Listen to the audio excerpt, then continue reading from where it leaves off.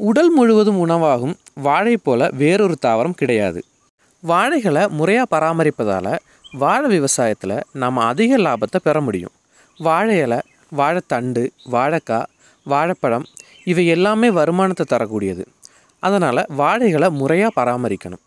வாழை விவசாயத்தோட முதல் பகுதியை பார்க்காதவங்க அதை பார்த்துட்டு இந்த பகுதிக்கு வாங்க. இதோட லிங்கு ஸ்க்ரீன்லேயும் டிஸ்கிரிப்ஷன்லேயும் இருக்குது. வாழை விவசாயத்தில் ஈடுபட்டுள்ள விவசாயிகளுக்கு உரிய லாபம் கிடைக்க திசு வளர்ப்பு முறை, மேட்டுப்பாத்தி முறை, நுண்ணூட்ட உரம், சந்தைப்படுத்தல் முறை, இடைக்கண் முறை போன்ற திட்டங்களை பயன்படுத்தலாம்.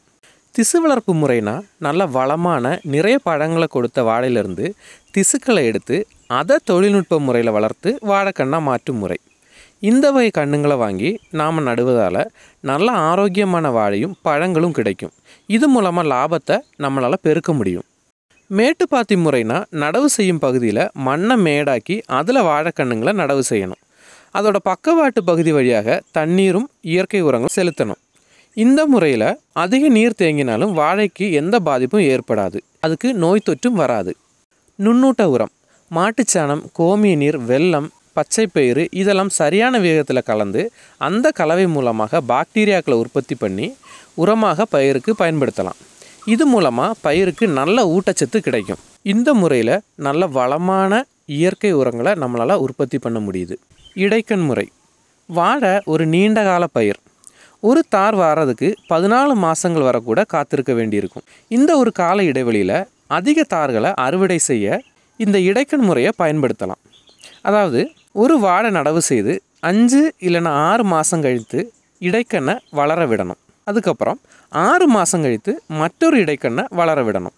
இப்படி செய்கிறனால அதிக எண்ணிக்கையிலான வாழைத்தாரை அறுவடை செய்யலாம். நீண்ட காலம் காத்திருக்க வேண்டிய அவசியமும் இல்லை. இந்த முறையை பின்பற்றனால அதிக லாபம் கிடைக்கும். இது மட்டும் இல்லாமல் 2 மாதத்துக்கு ஒரு முறை வாழைக்கு மண் அணைக்கணும். பக்க கண்ணுங்களை மாதம் ஒரு முறை நீக்கவும் பண்ணணும். என்னதான் செயற்கை உரங்களை கண்டுபிடிச்சாலும் இயற்கை உரங்கள் தான் விவசாயத்துக்கு என்றைக்குமே நல்லது. இருந்தாலும் நம்ம சப்ஸ்கிரைபர் கேட்டனால செயற்கை உரங்களை பற்றின சில குறிப்புகளை சொல்கிறேன். கடைசி பூ வந்த ஒரு வாரத்தில் பூவை ஒடிச்சிடணும்.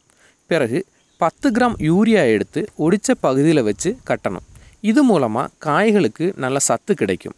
வாழைக்காயோட பருமன் அதிகரிக்க 1 கிராம் 2,4-D மருந்தை 20 மில்லி எருசாராயத்தில் கரைச்சி அது கூட 40 லிட்டர் தண்ணீர் கலந்து பூவோட கடைசி மடல் விரிஞ்சதும் தெளிக்கணும். வாழையில் நல்ல நீண்ட சதைப்பட்டுள்ள காய் பிடிக்க சைட்டோசைம் 180 மில்லியை 180 லிட்டர் தண்ணியில் கலந்து 1 ஏக்கர் வாழை மரங்களுக்கு 90 மற்றும் 120 நாட்களில் விசைத்தளிப்பான் மூலம் தெளிக்கணும்.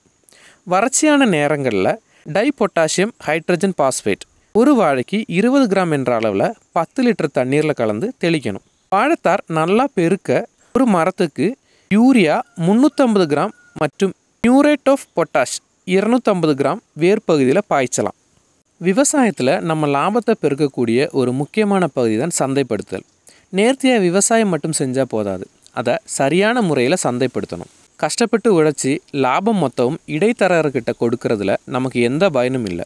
முழு லாபம் கிடைக்க நேரடியாக நாமளே விளைவித்ததை சந்தைப்படுத்தணும். இந்த மாதிரி திட்டமிட்டு வாழை விவசாயம் செஞ்சால் நல்ல லாபம் பெற முடியும். தண்டு, இலை, காய், பூ, பழம் என எல்லாத்தையும் தகுந்த முறையில் விளைவித்து சந்தைப்படுத்தினால் நல்ல லாபம் நம்மளால் ஈட்ட முடியும். இந்த பதிவு பிடிச்சிருந்தால் லைக் பண்ணுங்கள். சேனலை சப்ஸ்கிரைப் பண்ணி எல்லா பதிவுகளும் பாருங்கள். மேற்கு தொடர்ச்சி மலையில் இணைந்திருங்க. நன்றி.